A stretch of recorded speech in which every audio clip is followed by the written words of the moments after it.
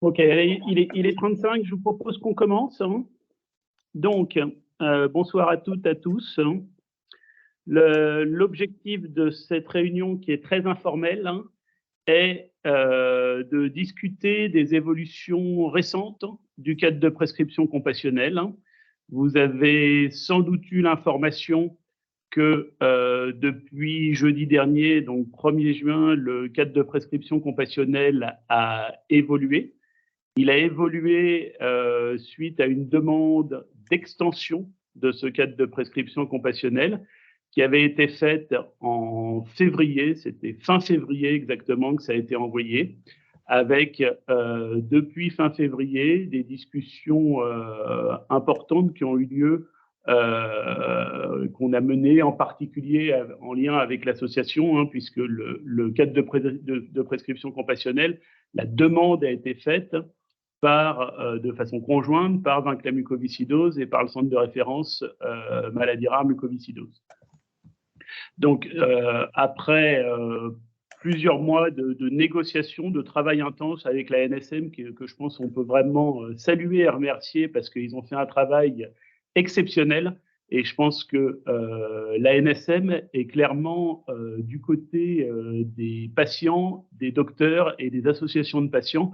Et il y a un travail contradictoire qui est fait avec les industriels, en l'occurrence avec Vertex, mais on a été soutenu en permanence par la NSM dans ce travail-là, qui explique le résultat actuel. Et donc, ce qu'on voulait faire ce soir, compte tenu de cette évolution récente, c'est prendre quelques dizaines de minutes pour vous présenter un petit peu comment les choses vont se passer et qu'on soit tous sur un même niveau d'information. Avant de passer à ce côté, on va dire, technique de l'évolution du cadre de prescription compassionnelle, d'expliquer quels malades, comment ça se passe, comment vont être données les autorisations, etc. Thierry Nouvel, qui est ici présent, et Pierre Foucault aussi, qui représente Vaincre la mucoviscidose, voulaient dire quelques mots, et donc je vais leur laisser la parole quelques instants. Et puis ensuite, l'agenda du jour, si je puis dire, c'est qu'on reprendra la main sur un diaporama de présentation assez court, mais pour montrer vraiment en opérationnel comment ça va se passer. Et puis après, les hostilités seront ouvertes. Vous pourrez poser toutes les questions que vous voulez. Thierry.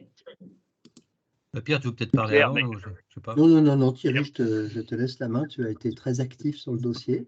Non, d'abord, je voulais remercier, vous tous vous remercier parce que tout ceci n'aurait pas vu le jour si vous n'aviez pas participé activement à toute l'évolution du combat contre la maladie. En particulier, j'ai une pensée pour Isabelle Sermet, ses travaux qui ont permis effectivement d'avancer, et bien sûr Pierre Régis, puisque c'est grâce à ces travaux-là qu'on en est arrivé à ce beau résultat qui est un cadre de prescription compassionnelle pour les patients atteints de mucoviscidose âgés de 6 ans et plus, non porteurs d'une mutation F508, mais Pierre Régis reviendra certainement en profondeur sur le sujet.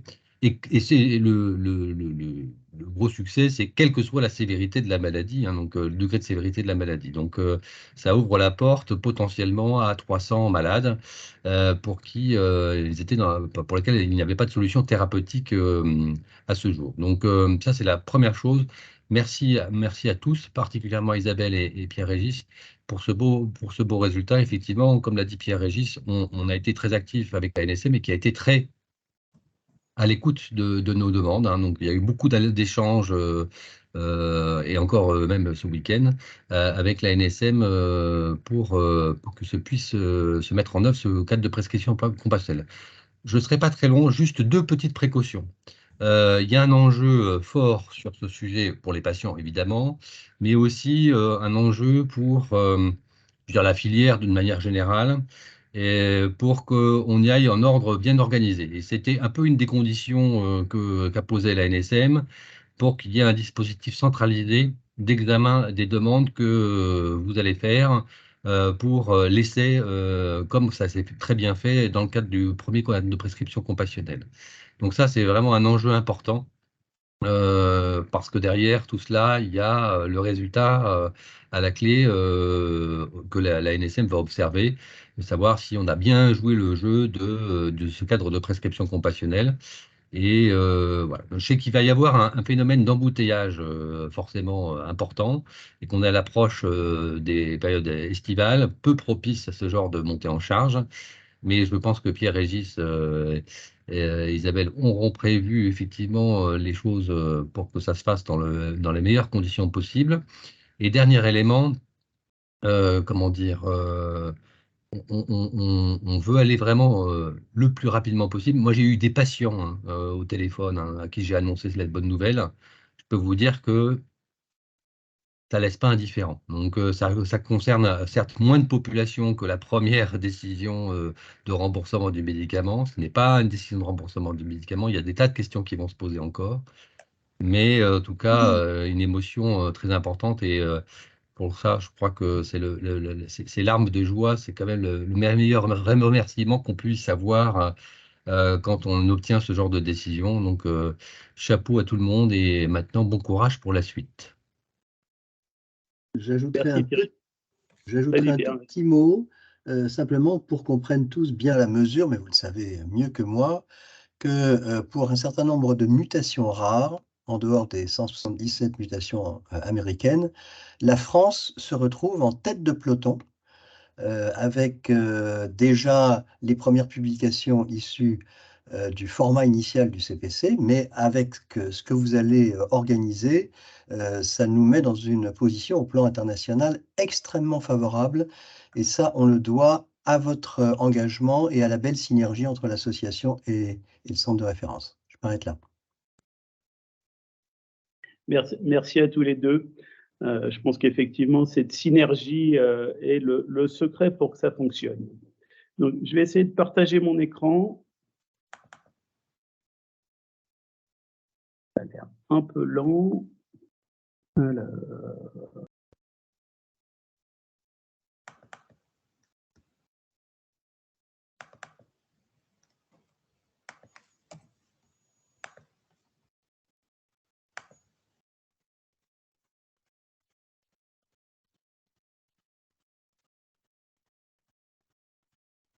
Désolé, je vais finir par y arriver.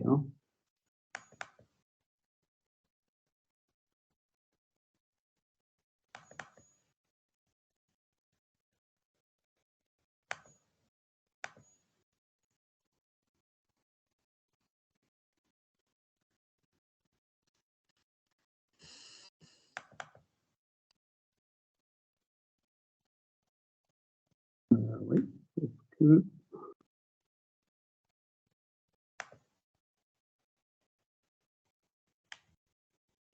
Voilà. Est-ce que vous voyez les diapos? Oui. OK. Oui. Merci.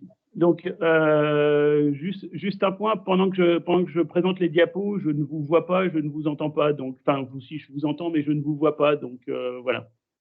Donc, extension du cadre de prescription compassionnelle. S'il y a extension, je vous rappelle que c'est parce qu'il y avait un premier cadre de prescription compassionnelle en mai 2022 qui s'intéressait, je le rappelle, aux patients de 12 ans et plus, sans mutation delta F508, sinon ils avaient un accès AMM, et qui avaient une atteinte respiratoire sévère avec un VEMS à moins de 40% de la valeur prédite, ou un risque d'évolution vers la transplantation pulmonaire.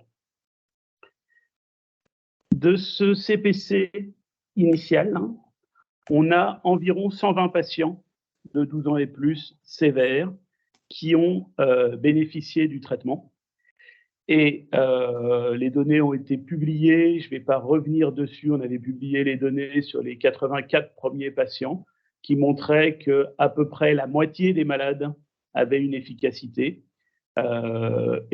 Sur les malades qui étaient efficaces, on en avait la moitié qui avait une mutation dite FDA, donc dans les 177 mutations autorisées par la FDA, et l'autre moitié qui avait des mutations qui n'étaient pas autorisées par la FDA.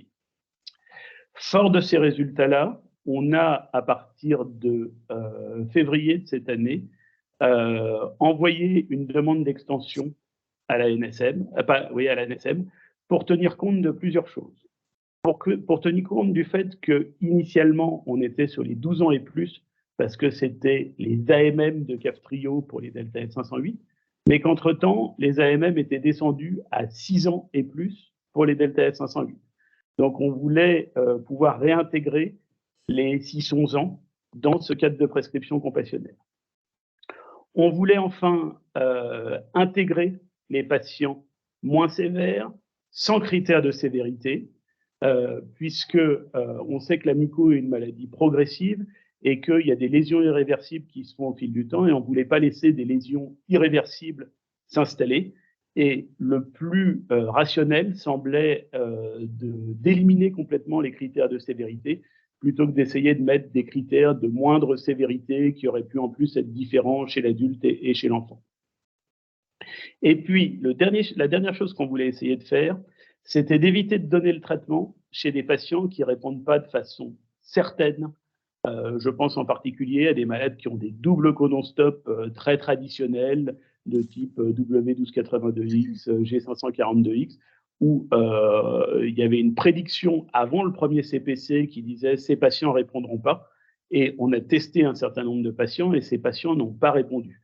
Et donc, on voulait éviter de réexposer des nouveaux patients avec ce type de mutation à des effets secondaires potentiels sans perspective aucune d'amélioration.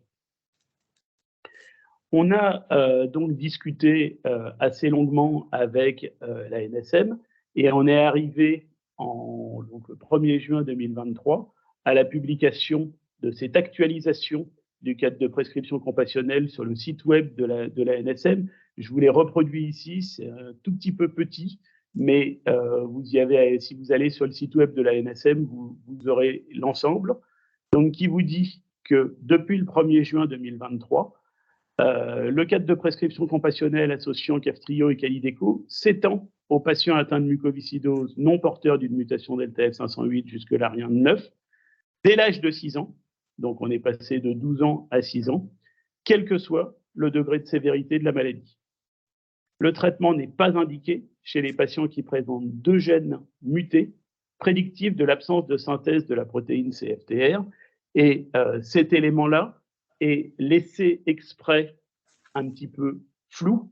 Il n'y a pas de liste de mutations, on va y revenir après. Et donc, derrière, il est recommandé que la prescription du traitement soit soumise à l'avis du centre coordonnateur du centre de référence mucoviscidose. C'est des choses qui ont été largement discutées avec la NSM et avec Vertex aussi, et si le programme a finalement été accepté, c'est sous réserve que cette centralisation soit maintenue, malgré les quelques problèmes logistiques que ça peut poser sur un nombre de malades qui n'est pas exactement le même qu'auparavant.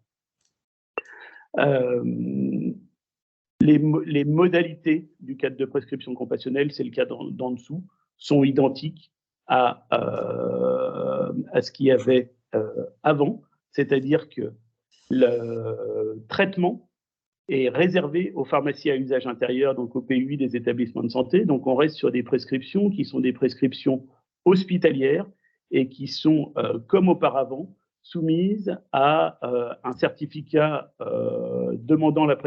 autorisant la prescription qu'on va vous délivrer dossier par dossier. Ce traitement initial est donné pour 2 mois avec une réévaluation au bout de 4 à 6 semaines. Et la prolongation ne sera donnée que si on démontre une efficacité. Donc, je vous ai remis ici les critères d'accès. 6 ans et plus, pas de critères de sévérité, donc ça c'est plus simple. Exclusion des mutations non répondeuses déjà connues, ça on vous aidera. Soumettez les dossiers, on vous aidera. Et de façon implicite aussi, même si ce n'est pas écrit noir sur blanc dans le cadre de prescription compassionnelle, ce programme s'adresse à des patients qui sont non transplantés pulmonaires. Les transplantés, c'est une discussion différente. Donc, je vous ai dit qu'on avait fait 120 patients dans la dernière année. L'extension, c'est à peu près 500 patients supplémentaires. Ça ne veut pas dire 500 patients qui vont avoir une efficacité, ça veut dire 500 patients qui initieront le traitement et probablement à peu près la moitié qui auront une efficacité. La procédure de demande, donc, on va vous demander de constituer pour chaque malade un dossier de demande. Il y a un tableau à compléter, on va vous l'envoyer, je vais vous le montrer juste après pour ceux qui avaient déjà des malades dans le précédent CPC, c'est le même tableau. On vous demande un bref résumé de l'histoire du patient et surtout de nous transmettre les derniers comptes rendus, de nous transmettre la génétique, le test de la sueur. Attention, le test de la sueur, il y a toute une littérature qui vous dit ça ne varie pas au fil du temps pour peu que ce soit fait avec des bonnes techniques dans des conditions de modulateurs identiques, sauf que on s'aperçoit que dans les dossiers, il y a parfois des tests de la sueur qui sont très anciens, dont on ne sait pas avec quelle technique ils ont été faits, et que ça peut poser problème de comparer un test fait avec une technique correcte, récente, à un test très ancien sans qu'on sache avec quelle technique il a été fait. Et donc, on vous incite vivement, si vous n'êtes pas très sûr de votre technique et de votre résultat, de refaire le test de la sueur avant de commencer le traitement. Si vous avez des imageries thoraciques de moins de 6 mois, ça peut être une bonne idée de les inclure dans l'évaluation et ça peut être une bonne idée de refaire le scanner. Je pense en particulier, ça a été discuté avec Isabelle Sermet qui pourra en reparler éventuellement tout à l'heure. En particulier, on pense aux enfants qui ont du mal à faire des EFR, sur lequel le scanner est vivement souhaitable et souhaité dans les évaluations, donc avant-après. Ça, c'est le tableau. Je ne vais pas rentrer dans les détails, on va vous l'envoyer, mais c'est très standard. Vous voyez que sur ce tableau, il est nominatif, puisqu'il n'y a pas d'anonymisation à ce niveau-là, puisqu'on participe à la prescription pour le malade. Donc, il n'y a pas besoin d'anonymisation. Par contre, évidemment, quand les choses sont mises dans des bases de données derrière, il y a de l'anonymisation. Le dossier sera à transmettre par mail et on va un petit peu encombrer nos boîtes mail, mais envoyez-nous le dossier, il faudra le mettre à ces 3 adresses mail. Jennifer Da Silva, que beaucoup de gens connaissent, qui gère ses études de modulateur depuis longtemps, Sandra Poisson, qui est mon assistante, et moi-même. Attention de ne pas nous envoyer des dossiers incomplets avec des échanges de mails où on ne saura plus dans quel sens tout ça est, ça risque de compliquer. Donc, merci d'essayer vraiment de faire des dossiers complets dès le départ. On va organiser une RCP. Pour ceux qui ont l'habitude de l'ancien cadre de prescription compassionnelle, on avait tendance à vous répondre quasiment au fil de l'eau. Ça ne sera plus le cas maintenant. On va essayer de répondre rapidement, c'est-à-dire qu'on va essayer de faire au minimum une RCP par semaine, plus s'il y a beaucoup de dossiers à traiter. Et pour arriver à organiser ça, on a adopté un format de RCP qui est assez restreint, sur lequel vous avez la liste des gens qui vont participer ici, et dont l'objectif est surtout pas d'avoir une représentativité de tous les centres, une représentativité géographique, etc. C'est un objectif vraiment opérationnel. On a Clémence Martin et moi-même qui représentons le centre coordonnateur. On a Isabelle Sermet qui va nous donner toute son expertise pédiatrique. Emmanuel Giraudon qui va nous donner toute l'expertise génétique. Jennifer Da Silva et Sandra Poisson qui vont assurer la logistique. Et l'objectif, c'est d'avoir vraiment une RCP qui soit très opérationnelle et très restreinte, parce que ça ne va pas être simple à organiser. On va organiser les RCP un petit peu au fil de l'eau, en plus dans cette période d'été. Et donc, voilà le choix qui a été fait. On vous fera, dès décisions de la RCP, un retour par mail, avec, en cas d'accord, l'envoi d'un certificat pour la prescription de Kaftrio pendant 2 mois, sur ordonnance normale, mentionnant le caractère compassionnel hors AMM, et pour une délivrance en pharmacie hospitalière exclusive. Je vous le dis tout de suite parce que le cas s'est produit à plein de reprises dans le CPC précédent. Certains malades vous raconteront qu'il n'y a pas de problème, leurs pharmaciens sont d'accord pour leur donner hors délivrance hospitalière. Ça reste en délivrance hospitalière exclusive. C'est une demande du laboratoire à laquelle l'ANSM a accédé et c'est un moindre mal. Et donc, on va rester comme ça. De toute façon, ça nous a été imposé, on n'a pas beaucoup de solutions. Tous les patients qui débutent le Kaftrio sont à inclure dans les études observationnelles. Le module CF pour les moins de 18 ans, donc pour les 6-17 ans. Kaftrio observationnel pour les 18 ans et plus. Et Isabelle en reparlera sans doute tout à l'heure. Pour certains dossiers, ça ne sera pas pour l'ensemble des dossiers, parce qu'avec 500 malades, ça ne sera pas possible, mais on continuera à effectuer des frottis de cellules nasales, des prélèvements de cellules nasales, pour que Isabelle puisse faire des cultures cellulaires avec son équipe et tester un certain nombre de mécanismes et ou éventuellement d'autres modulateurs. Bien évidemment, ça ne doit pas retarder la mise sous traitement par Kaftrio, mais les procédures sont assez simples et bien rodées maintenant. Au bout de 4 à 6 semaines de traitement, il y a réévaluation. L'objectif de cette réévaluation étant de savoir si le malade s'est amélioré ou pas. Donc, il y a là-dessus des EFR qui, pour tous ceux qui peuvent souffler, doivent être systématiques. Il y a un test de la sueur qui doit être systématique également. Et éventuellement des scanners thoraciques qui sont, comme on le disait tout à l'heure, particulièrement encouragés chez les enfants les plus jeunes. Ces résultats doivent nous être transmis ainsi que le compte-rendu d'évaluation par le médecin. Ils seront discutés en RCP et il y aura un retour par mail de la décision de RCP. On rappelle que dans la RCP, le médecin qui a évalué le malade ne participe pas à cette discussion. Là aussi, c'est des choses qui ont été bien rodées dans l'année écoulée.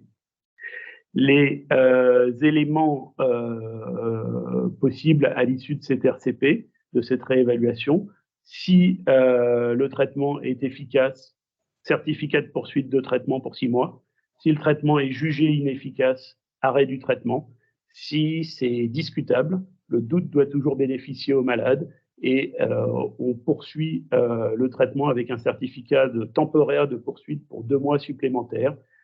Au-delà duquel on refait une réévaluation et l'expérience prouve que très souvent ces réévaluations conduisent à l'arrêt du traitement en bonne intelligence avec le médecin en charge du traitement et le malade habituellement.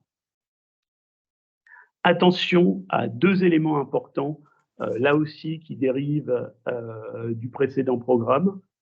Les patients qui sont sous azolée, c'est une interaction médicamenteuse majeure, avec des problèmes de réduction de dose, etc., qui compliquent considérablement les évaluations.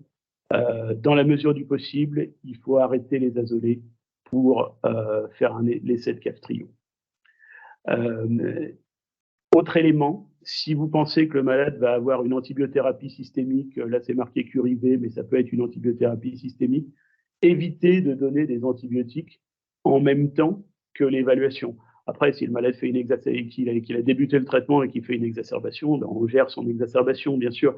Mais si on peut, quand un malade fait une exacerbation et qu'il n'y a pas d'urgence vitale, faire l'antibiothérapie, faire l'évaluation préthérapeutique à ce moment-là et ensuite débuter le Kaftrio, c'est quand même plus simple parce que si on fait tout en même temps, derrière, on ne sait plus s'il y a un gain de VMS, s'il est lié aux antibiotiques ou s'il est lié au traitement. Problématique des essais cliniques, je vous rappelle qu'il y a un nombre faible, mais un nombre quand même de patients qui sont inclus dans des essais cliniques de modulateurs de CFTR pour des gens qui n'ont pas de mutation F508del. La décision de quitter ou de rester dans un essai thérapeutique, c'est une décision qui appartient aux patients, bien évidemment, donc voilà. Mais si les patients, et la plupart d'entre eux sont dans cette situation-là, sont en phase ouverte des essais déjà sous Kaftrio, il n'y a pas réellement de bénéfice à les intégrer dans le CPC et à quitter l'essai clinique. Il ne faut pas nuire aux phases d'extension des essais cliniques. Protocole d'utilisation thérapeutique, c'est ce qu'on appelle couramment la fiche Vertex ICTA. Sur le premier CPC, il y avait déjà une fiche Vertex ICTA qu'on n'avait pas remplie de façon systématique. Cette fois-ci, les choses vont changer parce que c'est une demande express de la NSM. Il faudra remplir ces fiches qui ont été allégées au maximum, qui sont plus légères que dans le premier CPC, mais qu'il faudra remplir et transmettre à ICTA. Bien évidemment, il faut faire la différence entre cette fiche et la fiche le tableau que vous nous retransmettez. Il ne faut pas transmettre l'un à l'autre ou le contraire. C'est-à-dire qu'en particulier, dans nos tableaux, il y a beaucoup plus de données que ce que Vertex doit avoir. Il y a le nom des malades, etc. Donc, impensable de mettre Vertex ICTA en copie des fiches nominatives que vous nous envoyez. Juste pour rappel, donc là, on était sur les 6 ans et plus non delta F508 sans critère de sévérité. Pour rappel, on peut, sous certaines conditions, avoir des demandes hors AMM, y compris pour les patients plus jeunes, pour les 2 à 5 ans qui ont une mutation delta F508. Vertex a demandé un accès précoce qui, pour l'instant, est en cours d'évaluation. Ça devrait prendre quelques semaines à quelques mois pour qu'il y ait une évaluation par la NSM et l'HAS. Et l'accès précoce, ça ne fonctionne pas du tout pareil. L'accès précoce, c'est comme une AMM globalement, quasi. C'est-à-dire qu'il n'y a pas cette période d'évaluation initiale de 2 mois. Donc, le message, c'est sauf urgence vitale ou urgence fonctionnelle importante, il faut quand même plutôt attendre l'accès précoce pour les 2-5 ans qui ont une mutation delta F508. Pour les 2-5 ans, donc moins de 6 ans, comme marqué ici, qui n'ont pas de mutation delta F508, il peut y avoir une demande qui est faite à la Caisse nationale d'assurance maladie, patient par patient. Ces demandes, elles sont d'abord filtrées par le CRMR constitutif, donc n'hésitez pas pour les pédiatres sur les enfants de cet âge-là à voir avec Isabelle, mais je sais que ça a déjà été bien vu. Et derrière, Isabelle nous transmet les dossiers et on discute directement avec la CNAB. Ça concerne les cas sévères exclusivement. Au passage, les moins de 2 ans, pour l'instant, ça risque d'être compliqué.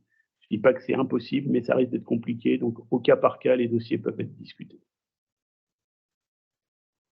Demain, on va vous envoyer un mail avec un récapitulatif de toutes ces procédures. Et vous pourrez ensuite commencer à faire vos demandes. Comme ça a été dit, il y a 500 patients à peu près supplémentaires par rapport à ce qu'on a déjà fait qui sont éligibles. Ça veut dire qu'on ne va pas pouvoir traiter les 500 dossiers le même jour. Il faudra sans doute étaler les demandes sur quelques semaines. L'idée, c'est quand même, quand vous faites une demande, que vous soyez convaincu de votre possibilité et de celle du patient, de débuter vraiment le médicament rapidement, j'ai mis immédiatement, mais rapidement, et de l'évaluer dans le courant de l'été, donc d'avoir accès à des EFR, un test de la sueur, etc., un scanner si besoin, etc. Je dis ça parce que dans le cadre de prescription compassionnelle antérieure, il est arrivé de façon non exceptionnelle qu'on ait des malades, paraît-il sévères, paraît-il urgents, etc., à qui on donne un accord de cadre de prescription compassionnelle et qui 2 mois après n'avaient toujours pas débuté le traitement. Donc voilà, l'idée c'est vraiment opérationnel. On vous envoyez le dossier, on traite le dossier, on fait la demande, le malade débute le traitement dans la foulée, on évalue et derrière on décide. Voilà, je crois que c'était ma dernière diapo. Je vais m'arrêter là. Peut-être avant qu'on prenne les questions, Isabelle, est-ce que tu veux rajouter des choses ? Non, tu as bien résumé. Pour les dossiers pédiatriques quand même, puisqu'il n'y a pas de critères de sévérité, on va avoir quand même pas mal chez des enfants de moins de 12 ans des VEMS à 100%. Et donc, c'est extrêmement important qu'on fasse le scanner selon le protocole de module CF, qui est donc un scanner ultra low dose et qui sera très important pour la réévaluation. Donc ça, c'est extrêmement important pour les dossiers pédiatriques. Et puis, effectivement, pour les tests cellulaires qui ont été quand même à la base justement de tout ce programme initialement, effectivement, on ne va absolument pas faire les 500. On va se focaliser sur certaines mutations, notamment des mutations d'épissage. Et donc, au cas par cas, on reviendra vers vous pour savoir si les patients accepteraient les prélèvements comme ce qu'on a fait auparavant. Voilà. Et effectivement, pour les moins de 6 ans, on va vous refaire passer le lien Dispose où vous pouvez téléverser les dossiers. Il y en a effectivement beaucoup moins, mais donc c'est une évaluation faite par Nathalie Stremler, Marie Mitten et Ariette Corvol et Anne-Sophie Bonnel, où effectivement on a une évaluation une fois par semaine, au cas par cas, avec les dossiers que vous avez déjà eus pour les pédiatres. Voilà.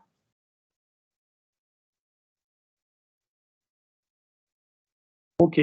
Donc, on peut, si vous avez des questions, s'il y a des clarifications à demander, des éclaircissements, des choses, on peut essayer d'y répondre. Je ne vous garantis pas qu'on aura les réponses à toutes vos questions. On en a nous-mêmes auxquelles on n'a pas de réponse. Hein. Christophe Marguet. Oui, bonjour à tout le monde. Par rapport à ce que tu as expliqué, j'avais une petite question parce que comme l'intitulé de finalement, c'était la bonne nouvelle, a quand même simplifié l'accès au compassionnel dans la mesure où il n'y a plus de critères de sévérité, mais c'est surtout lié aux mutations. Je voulais bien comprendre. C'est-à-dire que, d'abord, j'espère qu'on ne va pas faire 3 fois les mêmes papiers parce que comme on rentre déjà dans les différentes cohortes, mais pour être bien clair, en fait, la première lecture sera de valider le fait que ce soit bien les bonnes mutations, le bon âge, etc. C'est bien ça. Alors, secondairement, on peut avoir effectivement besoin de RCP quand les résultats d'évolution, comme on en avait déjà discuté, peuvent être, voilà, on a l'impression qu'ils vont un peu mieux, mais que les critères classiques ne sont pas là, etc. Enfin, moi, je voyais deux possibilités dans le fait que le suivi étant obligatoire. Hein, je voyais 2 possibilités dans ces RCP. L'un qui est finalement une demande qui devrait être assez simple, et puis peut-être pour certains dossiers, demander des discussions pour savoir si on continue ou on ne continue pas. Non? OK. Non, mais OK, on va essayer de répondre. Deux éléments d'abord, et je réponds en même temps à la question de Laurent Méli qui rejoint un petit peu ça, là, qui l'a posé dans le chat. Il y a effectivement un filtre, un premier filtre qui va être fait sur l'âge. Si vous nous adressez le dossier d'un bébé de 2 mois, il ne fait pas partie du CPC. Ça, on est d'accord, il faut qu'il ait 6 ans et plus. Le deuxième filtre, il n'y a plus de filtre de sévérité, et donc tu l'as dit, il y a un filtre sur les mutations. Ce filtre, il est minimal, il concerne globalement des codons stop ou des mutations d'épissage qui conduisent à l'absence de protéines qu'on a déjà testées. Quand on dit qu'on a déjà testé, on a des données claires dessus, à la fois in vitro, clinique, avec des malades qui l'ont pris, etc. Et on sait que ça ne fonctionnera pas. Ces malades-là, on ne veut pas les exposer à quoi que ce soit. L'avantage d'une certaine façon qu'on a sur vous, bien que c'est un avantage qui est tout à fait modeste, puisque toutes les données, en tout cas des 84 premiers malades, sont publiées dans l'article, hein, mutation par mutation, c'est qu'on a une vision de toutes les mutations et de tous les patients qui ont déjà été inclus dans le programme. Donc ça veut dire qu'on saura vous orienter en disant, ben non, là, ce malade-là, on va le rejeter parce qu'il n'y a aucune chance que ça fonctionne. Si vous nous proposez un W1282X homozygote, on ne le prendra pas. Mais ne vous restreignez pas, il n'y a pas de liste de mutations exprès de façon à garder la possibilité d'essayer sur toutes les mutations un peu rares dont on n'est pas très sûr, etc. Ça peut être y compris des codons stop un peu tardifs ou des mutations d'épissage dont on n'est pas très sûr, etc. Et donc, soumettez vos dossiers et on décidera, on vous renverra une décision. Et après, pour la deuxième partie de ta question, Christophe, sur l'évaluation, on sait que les choses peuvent être compliquées. On sait que les dossiers ne prêtent pas à discussion quand il y a efficacité majeure.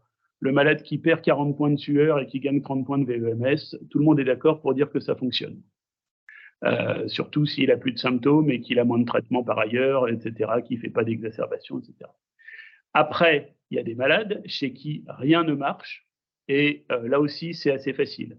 Là où ça devient un petit peu plus difficile, c'est des malades qui ont peu de modifications de leur fonction respiratoire, des modifications incertaines de leur test de la sueur, des modifications cliniques un petit peu incertaines. Là, il peut y avoir doute, et quand il y a doute, ce qui l'emporte habituellement, c'est un traitement un petit peu plus prolongé pour se faire une idée. Et là, habituellement, on sait, et très souvent, c'est même les malades qui, quand ça ne fonctionne pas, qui demandent d'arrêter. Mais il faut savoir, et c'est publié dans l'article qui est issu des 84 premiers malades du CPC, dans les malades qui ont été jugés non efficaces, il y a à peu près 40% des malades qui rapportent une amélioration de leur taux et de leur expectoration à l'exclusion de tout autre critère. Et donc, ces malades-là, on ne peut pas exclure deux choses. On ne peut pas exclure, un, qu'il y a un effet placebo très important sur un traitement qui est donné, qui suscite beaucoup d'attentes et qui est donné en ouvert, et deux, qu'il puisse y avoir des effets mineurs, entre guillemets, mais qui ne justifient pas qu'on puisse continuer le traitement dans le cadre de prescription actuelle. Voilà. Et après, on est d'accord pour discuter de tous les dossiers, mais tous les dossiers, et rediscuter individuellement avec vous tous les dossiers, mais il y a aussi une question d'équité vis-à-vis des malades, et c'est pour ça que tous les dossiers sont discutés de façon assez standardisée, de la même façon. Philippe. Oui, bonjour, merci Pierre-Régis pour la présentation, c'est très clair. Alors j'ai une question, mais ce n'est pas sur le CPC des plus de 6 ans, c'est pour les 2-5 ans. Isabelle qui est là, donc vous allez me préciser. Il y a donc 2 voies finalement d'entrée pour eux, soit l'accès précoce Vertex, soit le compassionnel. En tout cas, ce n'est pas clair, donc je pense qu'il faut préciser. Non, ce n'est pas... C'est pas ce qu'on a voulu dire. C'est-à-dire que là, l'accès précoce Vertex va arriver vite. On espère avoir dans les mois prochains l'attribution, la possibilité de pouvoir prescrire. Donc, pour ceux qui sont relativement peu urgents et qui peuvent attendre quelques mois, c'est quand même plus simple d'attendre cette autorisation. Par contre, pour ceux qui sont graves, évidemment, il faut les soumettre à la RCP pédiatrique. De toute façon, comme on l'a fait jusqu'à maintenant. Ceux qui peuvent attendre quelques mois, peut-être que c'est plus simple d'avoir une autorisation, on va dire, standard. Mais effectivement, comme ça a été le cas pour certains, là, y compris de tes patients, on a autorisé pour des 3 ans ou des 4 ans sans problème. Voilà. Et je rappelle que les accès précoces qui sont demandés, ça concerne en fait la future extension d'AMM pour les malades qui ont une mutation delta-F508. Donc, les accès précoces concerneront des 2-5 ans avec une mutation delta-F508. Et pour l'instant, c'est en discussion et ce n'est pas accepté encore. Donc, on verra, mais les choses devraient avancer d'ici l'été, à la fin de l'été, début de l'automne. Oui, mais il y a quand même ce qui a été mis en place par Vertex via la plateforme Parexel de soumettre des dossiers d'enfants âgés de 2 à 5 ans pour l'accès au Kaftrio. Mais ça c'est différent. C'est-à-dire que tu peux avoir accès au Kaftrio soit effectivement par Excel, mais tu sais comme moi que c'est long, qu'il y a beaucoup de questions, etc. Soit par ce qu'on fait maintenant. Et il y a un certain nombre de patients déjà pédiatriques de 2 à 5 ans qui ont pu bénéficier de cet accès, de ce programme CNAM. Donc ça va continuer. Simplement pour les moins sévères, ceux qui peuvent attendre quelques mois l'autorisation à NSM des 2 à 5 ans, à ce moment-là, on peut éventuellement attendre ce qu'on vous a proposé pour un certain nombre de patients, mais il y a d'autres patients, une petite dizaine, qui sont déjà dans le programme CNAM et qui vont pouvoir bénéficier. C'est quand même globalement plus rapide que Vertex. Voilà. Et je vous propose juste, pour qu'on... j'avais parlé des 2-5 ans pour être clair en termes de contexte. Je pense que là, ce soir, le sujet, c'est vraiment le cadre de prescription compassionnelle, donc c'est les 6 ans et plus. Ce que je vous propose, c'est qu'on ne discute plus les 2-5 ans là, et que par contre, toute question que vous avez sur les 2-5 ans, vous retourniez vers Isabelle, et Isabelle vous connaît très bien le programme et vous orientera. Dominique Grenet.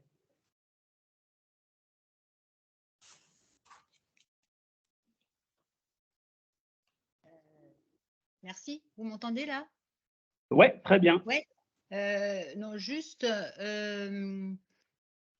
maintenant que l'étape de la NSM a été passée, et sans aller trop loin, je voulais savoir pourquoi vous êtes complètement opposé, ou pourquoi vous ne proposez pas une liste minimale de patients dont vous savez très bien que vous ne les prendrez pas. Hein, tout ça pour essayer d'éviter justement ce travail qui est de faire un dossier qui est complètement complet, puisque seuls les dossiers complets pourront passer le cap.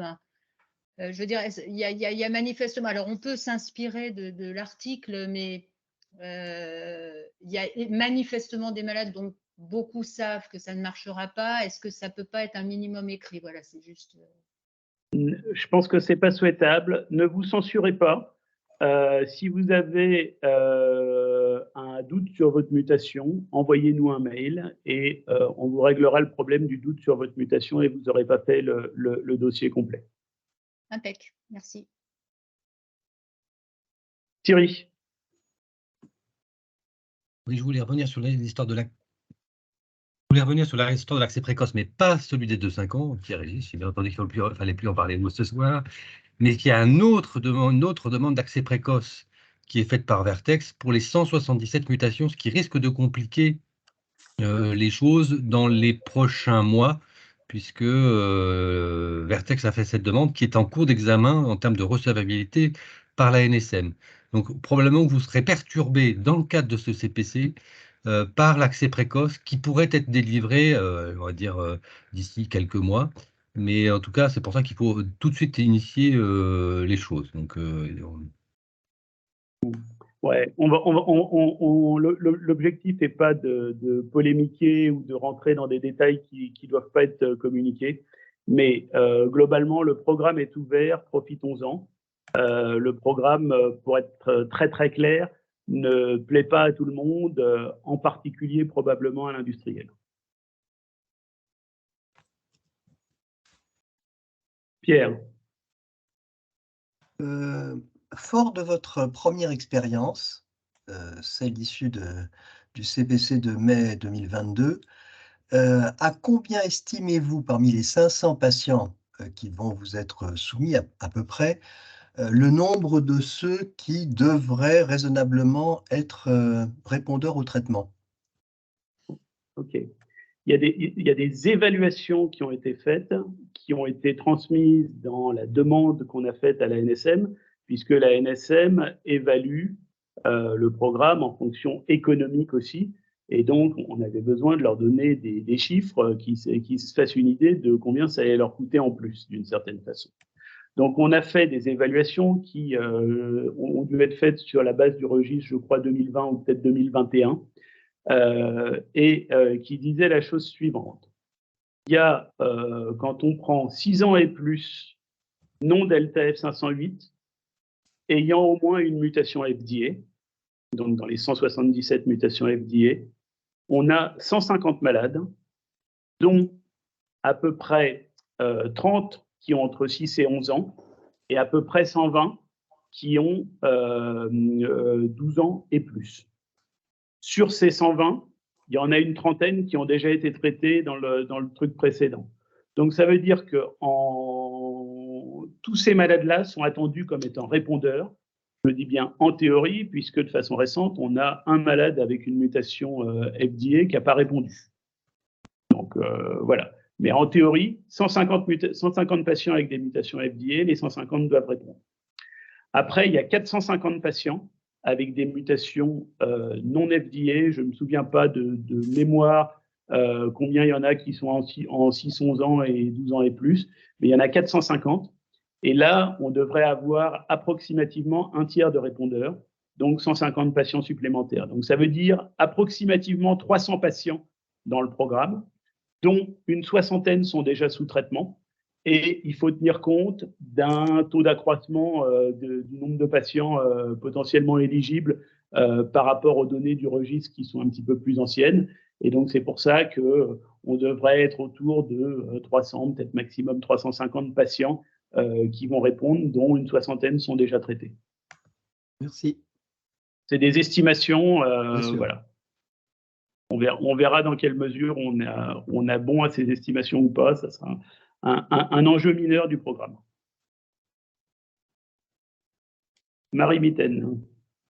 Oui, j'avais une petite question pour des patients jeunes qui vont très bien, avec une fonction respiratoire normale, un scanner qui, à l'âge de 7 ans, peut être quasiment normal, peu symptomatique.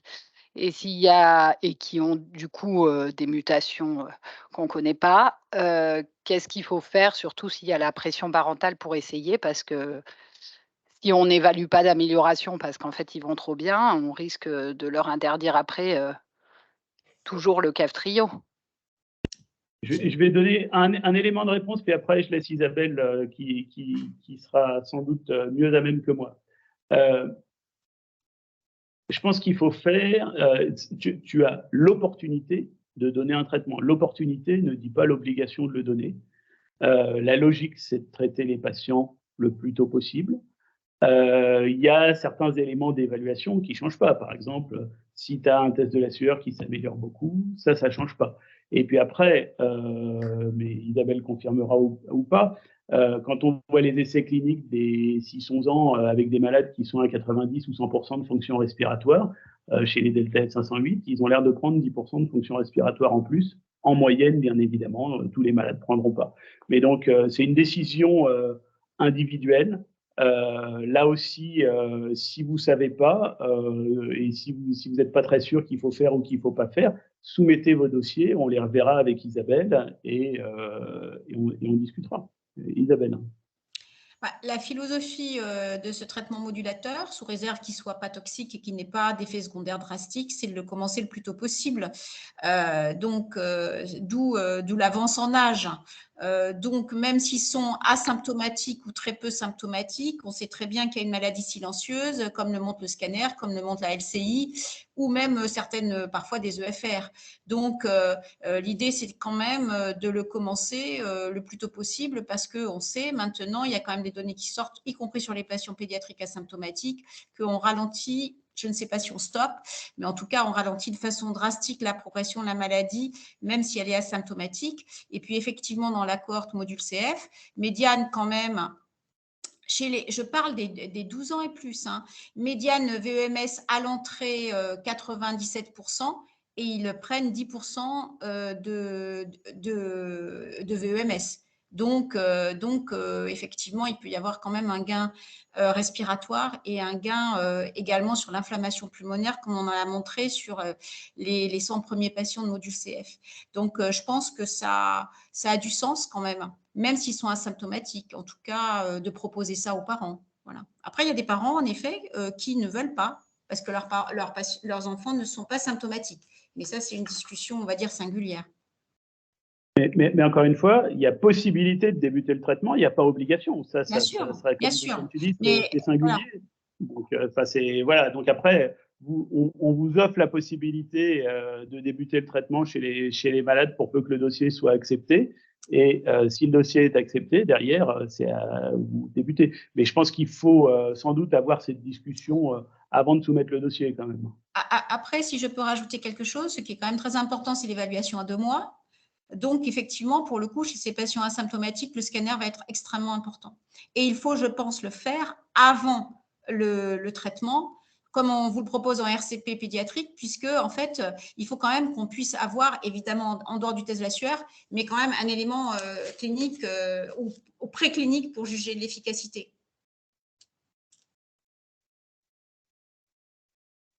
Pierre Foucault. Oui, je voulais simplement rajouter qu'il était très important que cette question ait été posée. Et la réponse que vous avez faite est parfaitement claire. Tout le combat qui tente à amener des patients de plus en plus jeunes à l'initiation du traitement se fonde évidemment sur le long terme, ce que l'on présume. Et comme l'a dit Isabelle, les données scan peuvent être utiles sans perdre de vue l'importance du chlorsudoral. Donc tout tente à proposer, si les parents en ont compris l'enjeu, le traitement le plus précocement possible.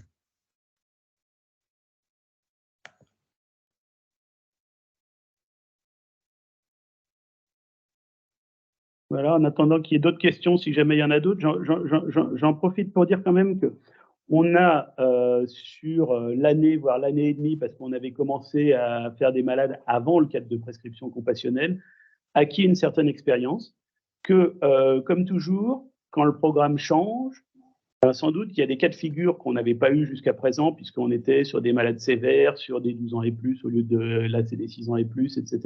Il y a sans doute des cas de figure qui se présenteront, qui n'ont pas été prévus.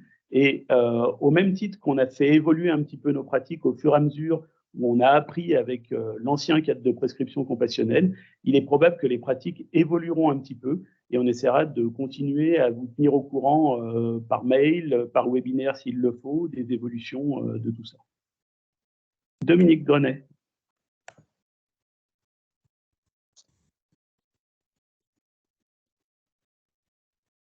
Une question de médecin d'adulte, hein, par contre idiote, peut-être, probablement.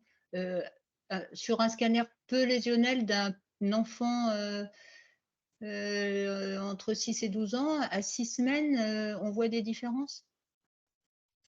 À 2 mois, on va dire, à 6 semaines, je ne suis pas sûre. Alors, ça a été très bien montré, effectivement, pour les patients qui ont des impactions mucoïdes, etc., sous Ivacaftor.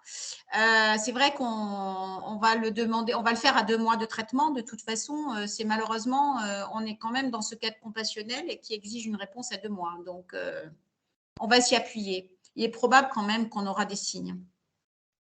On risque notamment sur le piégeage gazeux.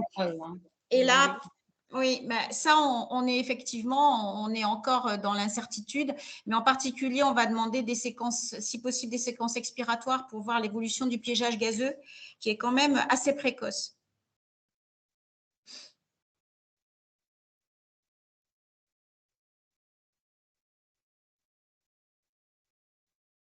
Martine Karoubi.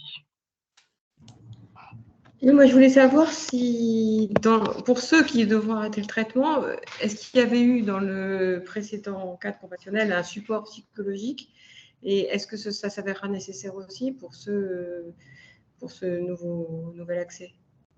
Qu'est-ce qui est prévu de ce côté-là? Ce qui est prévu, je pense que il faut bien discuter avec les patients avant de rentrer dans le cadre de prescription compassionnelle, que le traitement, c'est un essai de traitement de 2 mois et que la prolongation du traitement est soumise à l'approbation d'une RCP nationale démontrant une amélioration sous traitement. Donc, ça veut dire que le traitement peut s'arrêter au bout de 6 semaines et ça, il faut que les malades en aient conscience. Et on va dire que dans l'immense majorité des cas, c'est des décisions qui font plaisir à personne, hein, ni aux gens qui les prennent, ni aux gens qui les appliquent, les médecins qui s'occupent des malades, ni aux malades eux-mêmes. Néanmoins, dans l'immense majorité des cas, les choses se sont bien passées. Après, il y a quelques cas qui ont été, on ne balaye pas du tout ça sous le tapis, qui ont été un petit peu plus problématiques. Mais voilà, on reste dans quelque chose de difficile. Et l'objectif n'est pas non plus de mentir au malade en lui donnant un traitement qui n'aurait pas d'efficacité et en l'exposant à des effets secondaires sur un traitement sur lequel on va dire ah ben on continue un traitement qui marche pas et voilà quoi. Thierry. Non, oui, alors au-delà de ce que vous venez de dire, Pierre-Régis, je suis complètement d'accord. Il y a quand même la question de l'accompagnement sur ce type d'annonce qui doit être, à mon avis, assez soutenu. Et nous, on réfléchit du côté de l'association Séverine Dussert nous a fait part effectivement de la nécessité de faire un petit programme d'accompagnement. Alors, je ne sais pas comment, en tout cas, il faut qu'on y travaille assez rapidement pour pouvoir soutenir ces patients, s'ils le souhaitent, dans cette annonce qui est quand même une forme de deuil. Hein. Voilà, donc je pense qu'il faut qu'on y réfléchisse rapidement, qu'on propose quelque chose à ces patients qui sont quand même assez nombreux, beaucoup plus nombreux que dans le CPC de l'année dernière. Donc, je pense que en tout cas, l'association va réfléchir avec les assistantes sociales de CRCM, je pense, hein, donc, sur ce sujet. Ils sont bien sûr plus nombreux. Après, en proportion, c'est parce que le CPC est plus large, mais en proportion, c'est la même proportion qui est attendue. Et il y a ceux chez qui l'essai de traitement n'est pas efficace, mais il y aura aussi ceux qui se voient refuser un essai de traitement parce qu'ils ont deux mutations dont on sait qu'elles ne répondent pas. Et je pense aussi aux greffés. Enfin bon, voilà, il y a toutes ces problématiques qu'on connaît bien, qui sont que pour l'instant, il y a quand même un certain nombre de patients qui restent un petit peu sur le bord du chemin.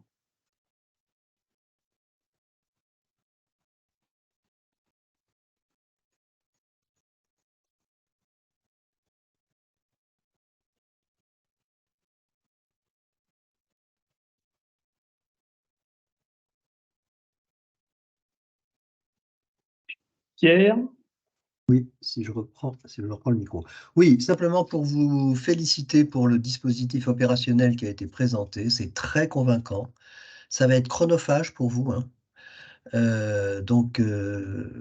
Et le fait d'y associer Emmanuel Giraudon pour les mutations mal caractérisées ou mal classées plutôt, et d'avoir pour un certain nombre de patients toujours du ex vivo, même en les sélectionnant hein, à travers les prélèvements de cellules nasales, tout ça concourt à améliorer nos connaissances. Donc, moi, je vous tire mon chapeau, simplement. Merci. J'en profite pour remercier Emmanuel qui fait déjà de façon très informelle ce travail-là depuis un bon moment, où on discute avec elle toutes les mutations et les côtés prédictifs sur base de données, sur données in silico, sur des données de littérature, etc. Et d'avoir accepté, elle ne sait pas encore à quoi elle s'est engagée, tout le travail qu'elle va faire dans les mois qui viennent.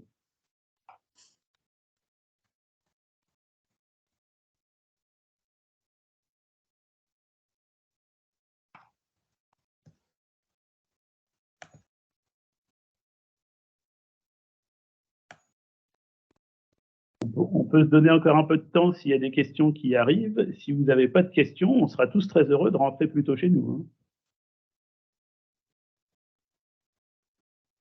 Et après, la vie ne s'arrête pas à la fin du webinaire. Si vous avez des questions, on peut essayer d'y répondre, voilà, essayer d'avancer. L'objectif, c'est vraiment de faire avancer ce programme rapidement, mais de façon opérationnelle.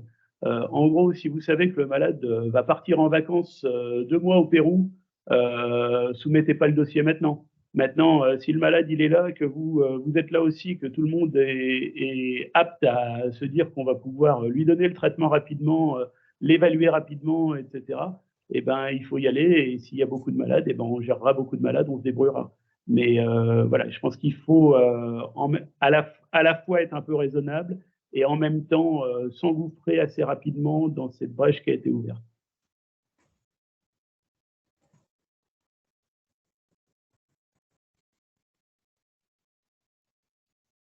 Ah, Marlène.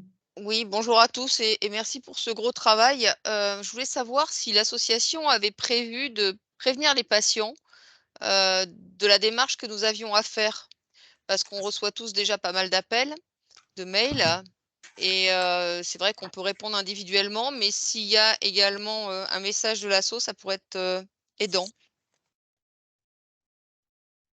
Je vais laisser Pierre et Thierry répondre peut-être. Hein. Thierry. En fait, on a envoyé un mail à l'ensemble de nos adhérents concernant la nouvelle du cadre de prescription compassionnelle.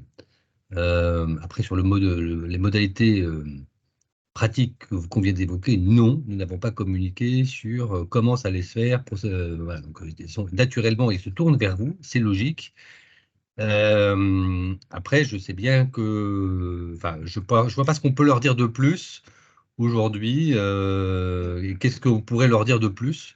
Franchement, Que je ça vois va pas être pas. demain, qu'il faut le temps de préparer le dossier, de l'envoyer, qu'ils vont devoir certainement, pour certains d'entre eux, faire un test de la sueur plus récent ou un scanner de moins de 6 mois. Enfin, voyez, juste un peu les préparer, que ça va pas être je vais chercher mon ordonnance et on va me le donner. Parce que moi, j'ai déjà eu quelques appels en ce sens, puisque les autres ont déjà ça.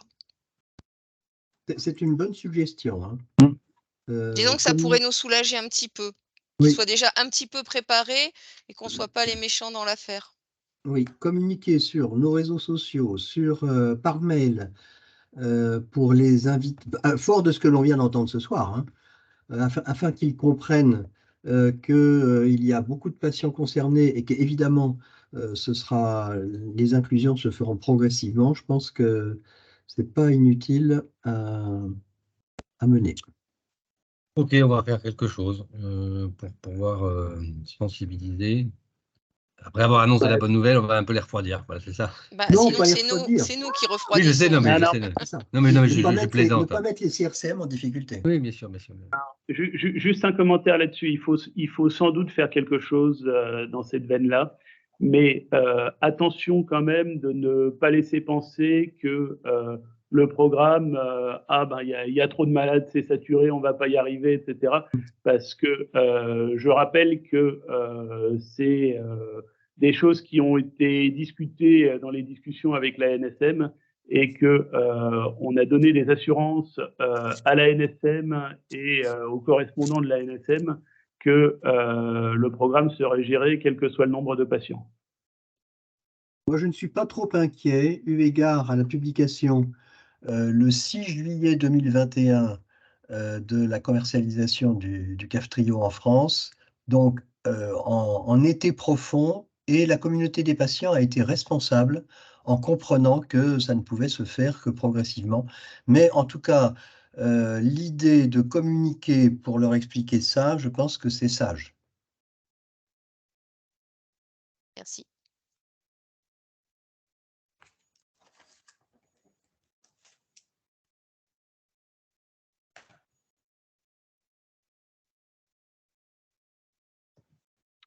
Si on a épuisé les questions, moi je vous propose qu'on en reste là. Bien évidemment, si vous avez d'autres questions qui vous viennent à l'esprit, vous pouvez toujours nous envoyer un mail, on essaiera d'y répondre. Et puis voilà. Et puis donc on va vous envoyer demain les procédures avec les dossiers, etc. Bonne soirée. Bonne soirée à tous. Bonne soirée, au revoir. Bonne soirée, merci. Au revoir. Au revoir et merci. Bonne soirée.